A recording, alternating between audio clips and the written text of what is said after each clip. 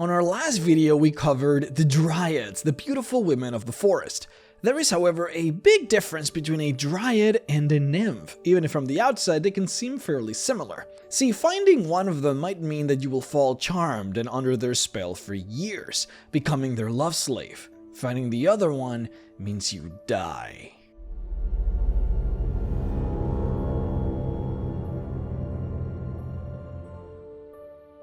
Hey guys, sorry I had to re-upload this video, but I want to take the opportunity here to send you over to my store at mrrhexxart.shop. So I've been making some pretty awesome PDFs to improve your gaming experience in Dungeons & Dragons from my Monster Classes series, where you can play as monstrous creatures from level 1 to level 20, to my new series of adventures in Wild Space. I've been getting my hands dirty bringing you guys some real Spelljammer adventures. We're talking D&D space in here.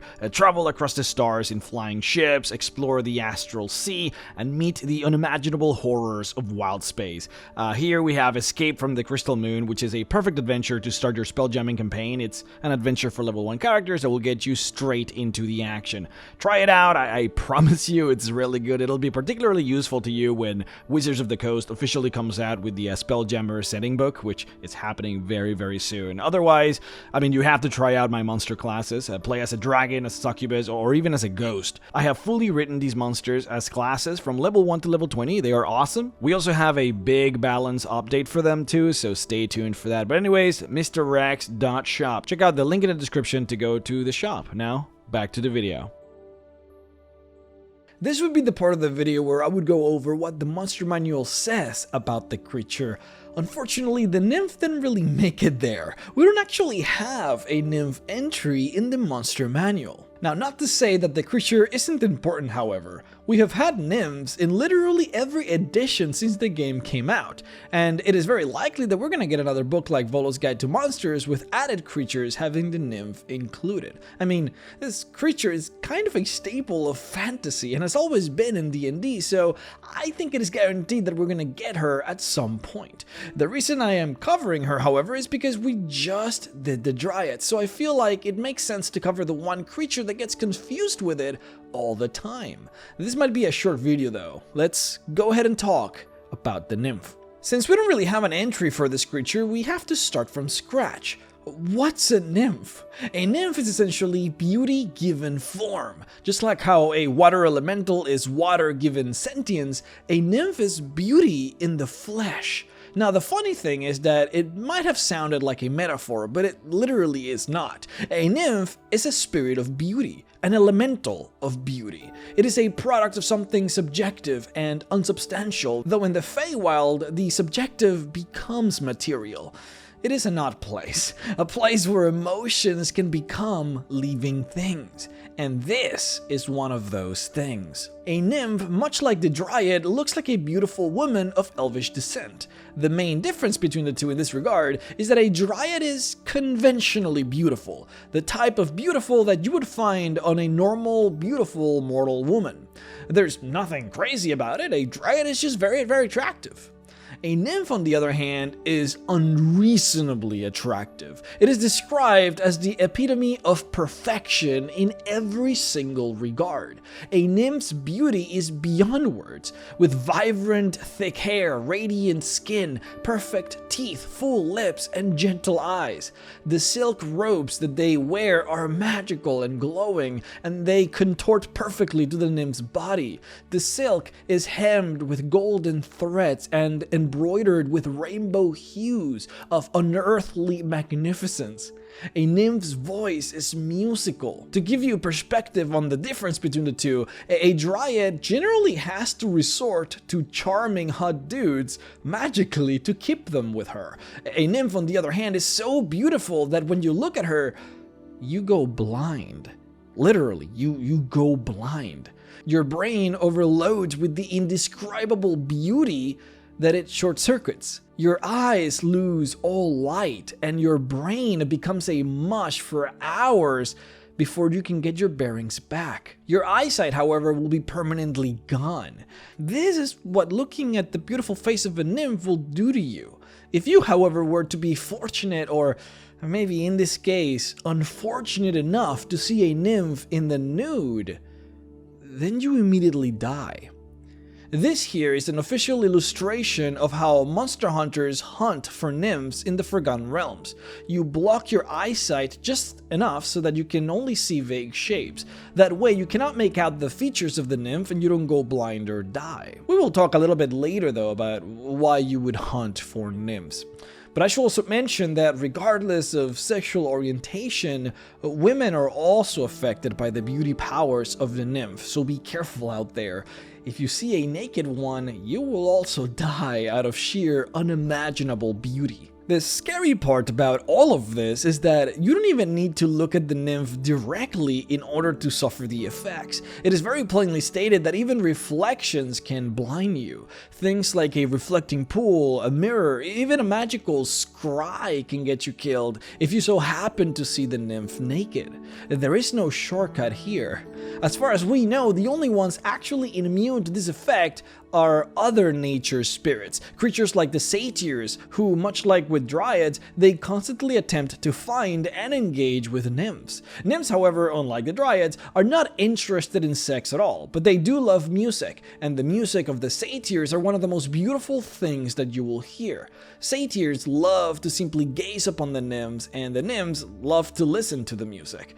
Just like how satyrs are immune to the death and blind effects of gazing upon the nymph is also immune to the piping effect of the satyr music. So we have covered the difference between the dryads and the nymphs in terms of looks. So what about behavior?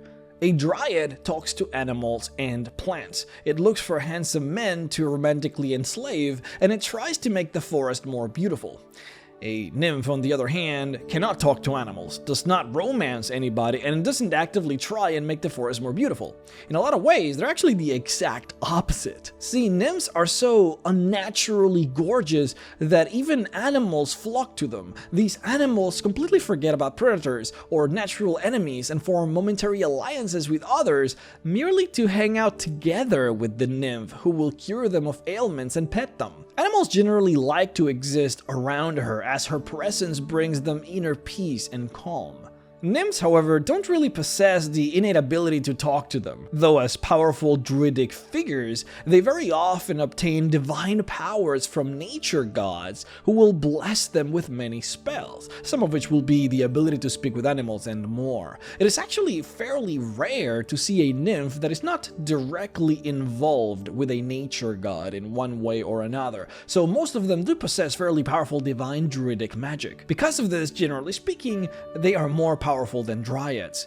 The only innate ability that nymphs actually do possess on their own is the ability to teleport using Dimension Door. They've had this ability basically on every edition since the first edition, but I mean that's basically it. That's all the power that they naturally have. Everything else, and they have had to rely on divine powers from nature gods. So what they can do would actually depend on the specific nymph that you're dealing with. Nymphs are even more solitary than dryads are, for they don't really desire or crave any form of companionship, including romantic entanglements. They do prefer to deal with beautiful men if they have to deal with anybody, but they genuinely don't want to talk or deal with anybody, period.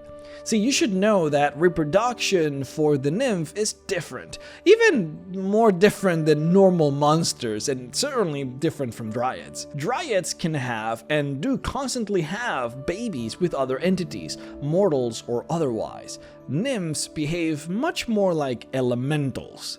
Boy, how do I explain this?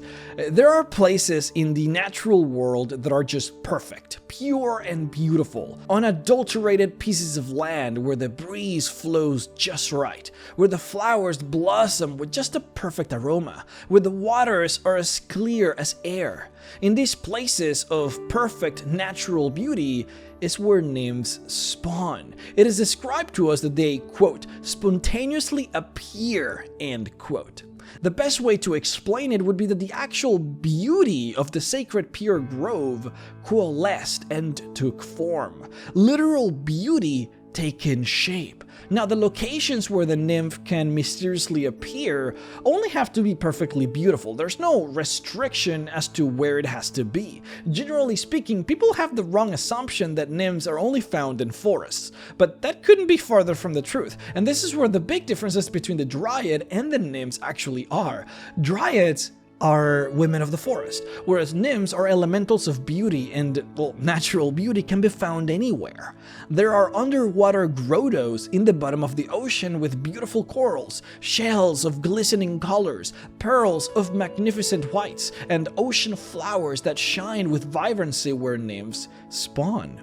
There are caves amid the tallest mountains where crystals and gold ore shine. In there, nymphs spawn. Literally anywhere where you could find natural beauty is the possible spawning point of a nymph. Remember guys, stone, ore, crystals, water, desert, I mean that's all nature. The only important thing is natural, pure, perfect beauty. Nymphs are not bothered by the lack of air, neither do they need it to survive. They are also immune to the pressures of the deep ocean. They don't need to eat, neither do they need to sleep. The definition of an actual spirit. Nymphs do not crave sex at all, and as far as we know, they cannot get pregnant. Now, the nymph and the place of beauty that spawned her are interconnected, since, remember, she is the representation of that place's beauty, which means if for some reason the place of beauty were to be made ugly, the nymph would fade away and die.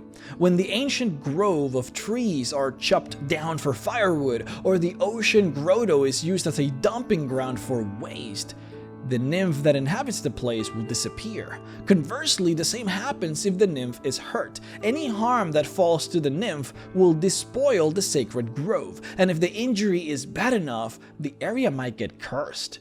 This is why a nymph makes sure that she is always looking her best, always bathing to cleanse any impurities. This is why she never lets herself be touched by any man or woman. She must stay perfect, pure, and beautiful, for it is her sacred duty to keep the place of beauty that spawned her perfect and pure. Everything that the nymph will do will be in order to do this, to keep the place of beauty as it is. She will die to protect it, and generally speaking, these places tend to be sacred enough that gods will imbue her with druidic magic in order to help her do this. Now lastly, let's go over treasure. In this case, the true treasure of a nymph are the properties of their body rather than any material wealth that they carry because, well, just like dryads, they don't really care much for material wealth. The only material treasure that they would have would be whatever a lovesick fan of theirs would have given them. And hey, sometimes that's something great, but most times it's just basic gold or gems.